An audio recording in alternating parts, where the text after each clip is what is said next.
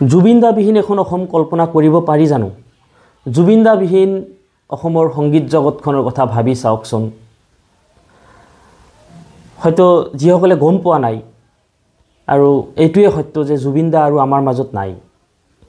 জুবিন দা ছিংগাপুৰলৈ গৈছিলে north east ফেষ্টিভেলত অংশগ্ৰহণ কৰিবলৈ আৰু পেৰাগ্লাইডিঙত তেওঁৰ মানে পেৰাগ্লাইডিঙৰ সময়ত দুৰ্ঘটনাত পতিত হৈ তেখেতৰ মৃত্যু হৈছে আৰু এই কথাটো একদম মানিয়ে ল'ব পৰা নাই।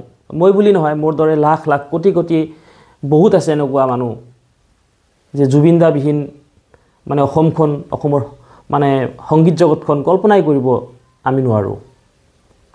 মানিয়ে ল'ব পৰা নাই জুবিন দাৰ এই মৃত্যু। সৰুৰ পৰাই ডাঙৰ হৈছোঁ জুবিন দাৰ গীত শুনি শুনি। এতিয়াও জুবিন দাৰ গীত শুনি ভাল পাওঁ।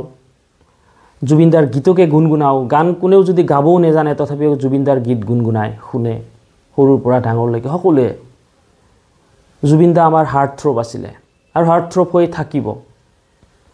সকলোৱে প্ৰাৰ্থনা কৰিব জুবিন দাৰ বাবে, তেখেতৰ আত্মাই চিৰশান্তি লাভ কৰক, তেওঁ য'তে থাকক কুশলে থাকক, সকলোৱে প্ৰাৰ্থনা কৰিব।